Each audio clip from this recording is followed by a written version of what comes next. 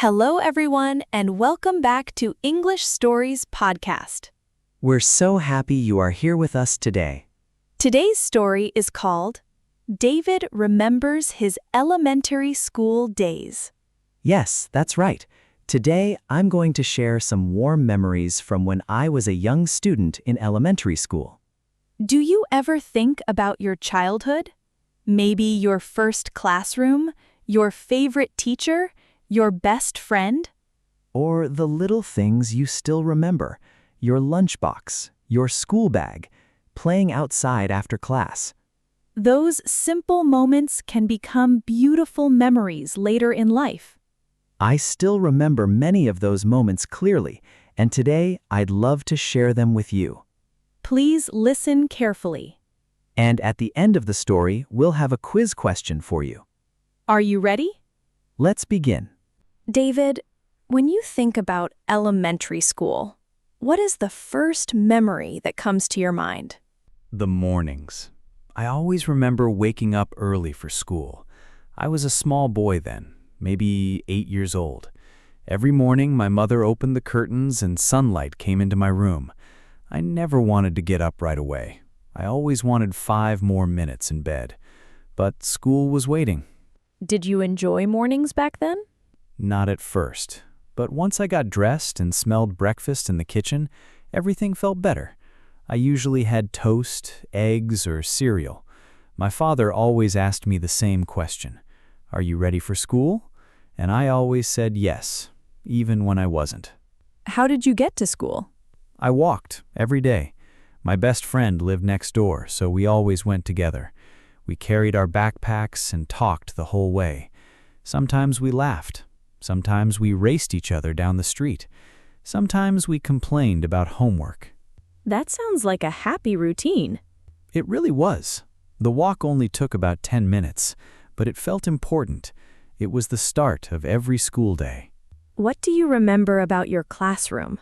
It felt big to me back then, though now it was probably small. There were colorful posters on the walls, maps, numbers, and children's drawings everywhere. My desk was near the window. I liked sitting there because I could see the trees outside. Sometimes I looked outside too much. So you were distracted? Very distracted, especially on sunny days. When I saw birds or kids playing outside, I wanted to be anywhere except math class. What was your favorite subject? Art, without a doubt. I loved drawing. When the teacher said, "Take out your crayons," I became the happiest student in the room. I drew houses, animals, cars, superheroes, everything. Were you good at it? I thought I was amazing. Maybe I was average. But in my mind, I was a great artist. I remember once I drew a huge dream house with a swimming pool, tree house, and game room. I was very serious about it. That sounds ambitious for a child. Yes, I had big plans. And what subject did you like the least? Math, especially long division. The numbers looked like a secret code. Sometimes everyone around me finished quickly, and I was still staring at the first question. Did that frustrate you? Absolutely. But I also learned patience, and I learned that not being good at something immediately doesn't mean you can't improve later. Tell us about lunchtime. Lunchtime was one of the best parts of the day. I always opened my lunchbox with excitement. Sometimes it was sandwiches, sometimes fruit, sometimes cookies, if I was lucky. And if there were cookies? Then life was perfect. I usually sat outside with friends. We traded snacks, told jokes, and talked about cartoons or games. Those conversations felt so important back then. And now? Now, I don't even remember what was so important, but I remember being happy. What happened after lunch? The playground came alive. Everyone ran outside like they had been set free. I loved playing soccer. I wasn't the best player, but I always tried hard. Do you remember a special moment? Yes. One day I scored the winning goal during recess. My friends shouted and celebrated like it was the World Cup final. For the rest of the day, I felt like a hero. Amazing how small moments feel huge when you're a child. Exactly. What about rainy days? Rainy days felt different.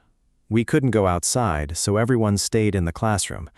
At first, we were disappointed, but then we played games, told stories, or drew pictures. Sometimes those days became even more fun than normal days. So disappointment turned into a memory. Yes, and that happens a lot in life. Did school help build your confidence? Definitely. I remember performing in a small school show once. I was nervous before going on stage. My hands were shaking, but I still did it. When people laughed and clapped, I felt proud.